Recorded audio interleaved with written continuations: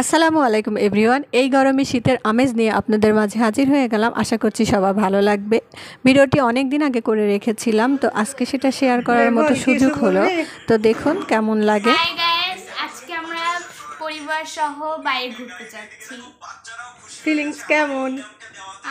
ফিলিংসটা আসাম। আফিয়া কিছু বলো। অনেকদিন পর একসঙ্গে যাচ্ছি, তাই খুবই আনন্দ। জাবির কিছু বলবা? জাবির বলো, বলো, বলবা না?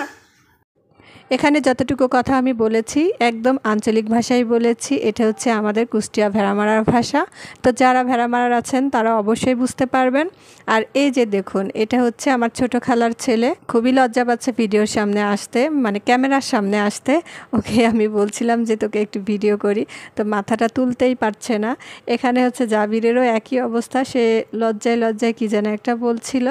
তো যাই হোক, আমরা কোথায় যাচ্ছি, কী কারণে এই ভিডিওটা করছি কিছুই আপনাদেরকে বলা হয়নি। তো সেটাই এখন বলবো।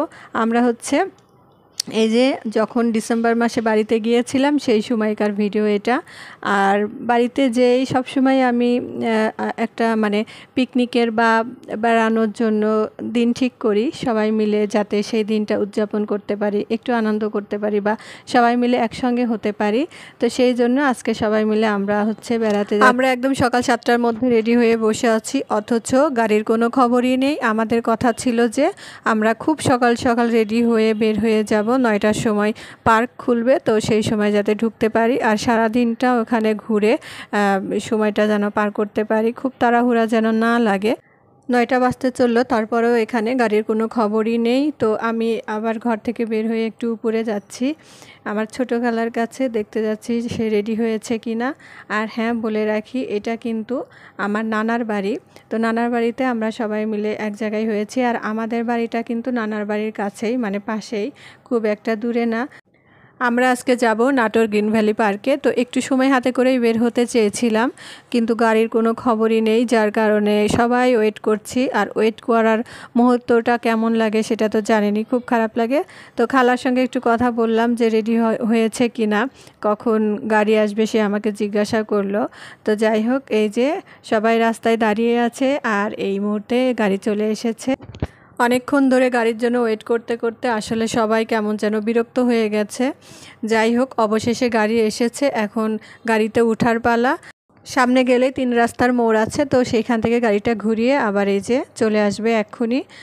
আর এই যে এটা হচ্ছে আমার বড় মামার ছেলে, মেজো ছেলে। ওর নাম হচ্ছে অন্ত, একটু বেশি স্মার্ট, সব সময় একটু স্মার্টনেস ভাব দেখায়। আর এটা হচ্ছে ছোটো খালার মেয়ে। আর আফিয়াকে তো আপনারা চেনেনই। আজকে গাড়ির যেই ড্রাইভার, এই ড্রাইভারটা কিন্তু আমারই বন্ধু। আমরা প্রাইমারি স্কুলে একই সঙ্গে পড়াশোনা করেছি, আর সম্পর্কে মামাও হয়, আমাদের বাড়ির কাছেই বাড়ি। ও হয়তো বা প্রাইমারি স্কুলে পড়ে আর পড়াশোনা করে নাই। আজকে গাড়িতে যেতে যেতে আপনাদের সঙ্গে শেয়ার করব আমাদের এলাকার রাস্তাঘাট, আমি যেখানে বড় হয়েছি, তো সেটা আপনাদের সঙ্গে একটু হলেও আজকে শেয়ার করব। এখন সবাই মিলে খুব আনন্দে এই যে গাড়িতে উঠে নিচ্ছে। আর এই যে এখানে মুনতাচ্ছির আর ইশরাতুল একটু হাই দিয়ে দিল। আর এরপরে আমার ছোটো খালা যেভাবে হাই দিবে দেখুন, হাই দেওয়ার স্টাইলটা কত সুন্দর, তাই না? আর এখানে এই যে আমরা রওনা দিয়ে দিয়েছি বাড়ি থেকে। তো আমাদের রাস্তা দিয়েই এখন আমরা যাচ্ছি, আমাদের গ্রামের বা পাড়ার রাস্তা দিয়ে এখন যাচ্ছি।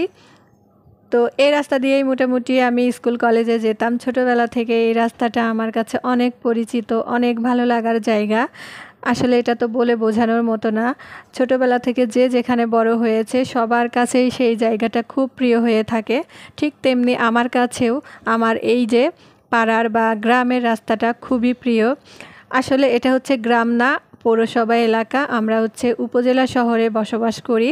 তো এখানকার যেই রাস্তাঘাট বলেন সবই উন্নত, আবার গ্রামটা বা পাড়াটা দেখতেও কিন্তু অনেক সুন্দর। আমার কাছে তো খুবই ভালো লাগে, আপনাদের কাছে কেমন লাগবে জানি না। তবে সমস্যা হলো বাড়ি থেকে এই যে এই রাস্তাটায় কোনো রিক্সা ভ্যান পাওয়া যায় না সহজে। অনেকক্ষণ দাঁড়িয়ে থাকলে হয়তো বা 1-2টা রিক্সা পাওয়া যায়। আর এই যে আমাদের বাড়ি থেকে সেজো খালার বাড়ি কিন্তু খুব একটা বেশি দূরে না, 5 মিনিটেই গাড়িতে চলে এসেছি। আর ওরা এখন বের হবে। আর এইখানে এই যে রাস্তায় কাজ চলছে, ওদের জন্য এখানে একটু ওয়েট করতে হবে। ওরা এখন বের হচ্ছে। আর আমার এই ভিডিওটি আমি হচ্ছে 2 পার্টের করেছি, কারণ হচ্ছে 1 পার্ট করতে গেলে অনেক বড় হয়ে যেত, যার কারণে আমি 2 পার্ট করেছি। কারণ আমরা যখন পার্কে ঘুরে বেরিয়েছি, খাওয়া দাওয়া করেছি, সব কিছু মিলাই কিন্তু অনেক বড় হয়ে গিয়েছে ব্লগটি। আর আমরা বাড়ি থেকে রান্নাবান্না করে নিয়েছি, বাড়ি থেকে বলতে সেজো খালার বাড়িতেই সব রান্নাবান্না হয়েছে। তো সেজো খালার বাড়ি থেকে খাবারগুলোই যে উঠিয়ে নেওয়া হচ্ছে, সবাই মিলে আমরা ওখানে ঘুরে ফিরে তারপরে খাওয়া দাওয়া করব। তো সেসব মিলে ব্লগটি অনেক বড় হয়ে যাবে, যার কারণে আমি 2 পার্ট করেছি। আজকের পার্টটি অবশ্যই দেখে পরের পার্টটি দেখার জন্য অপেক্ষায় থাকবেন আমি আশা করছি। আমরা এখন সবাই মিলে রওনা দিয়ে দিয়েছি নাটোর গ্রিন ভ্যালি পার্কের উদ্দেশ্যে। এখন আমরা সবাই আছি লালন শাহ সেতুর উপরে।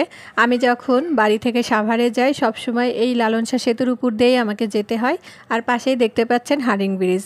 আর সবাই মিলে এখন একটু গান বলবে, সবাই মিলে মজা করবে, তো সেটা একটু শেয়ার করছি, দেখতে থাকুন।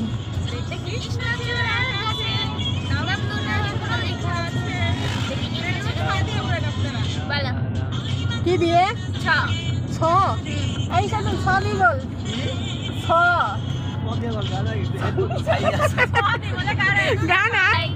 যা আমি বলে দিতে চাই, কিন্তু বাই কোথায়? আয় হায়, বার্তা তোমার নাই, টেক্সটের রিপ্লাইও নাই, কেমনে বলি তোমায় বাই। না প্রথম দেখাতে ভালোবাসিনি আমি, তবে ধীরে ধীরে জাগলো এই অনুভূতি। আমি সারাদিন ভেবে এইভাবে যাই আমার রাত পেরিয়ে, ভালোবাসা হয় রাত পেরিয়ে ধীরে ধীরে তো মন মানে না মন মানে না এই বলে কি জানো বল মন মানে না ব্যাপারটি আমি যাব না। মন মানে ক্লান্ত পাখিরা বুঝিবা পথ ভুলে যায়, পথে যেতে যেতে ভাঙা রেডিও কিটা বানাইছ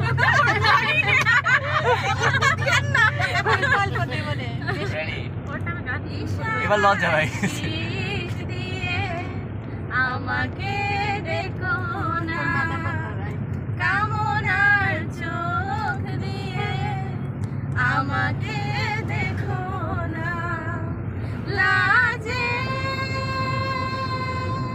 মরি মরি মরি গো। সবাই মিলে গান করতে করতে খুবই আনন্দে আমরা জার্নিটা শেষ করে চলে এসেছি নাটোর গ্রিন ভ্যালি পার্ক। তো আজকের ভিডিওটা আমি কিন্তু এ পর্যন্তই রেখেছি। এর পরের অংশটা দেখতে হলে অবশ্যই আমার চ্যানেলে চোখ রাখতে হবে। আমি পরের পার্টটা আপনাদের সঙ্গে শেয়ার করব একদিন পরে। সবাই ভালো থাকবেন এবং সুস্থ থাকবেন। আল্লাহ হাফেজ।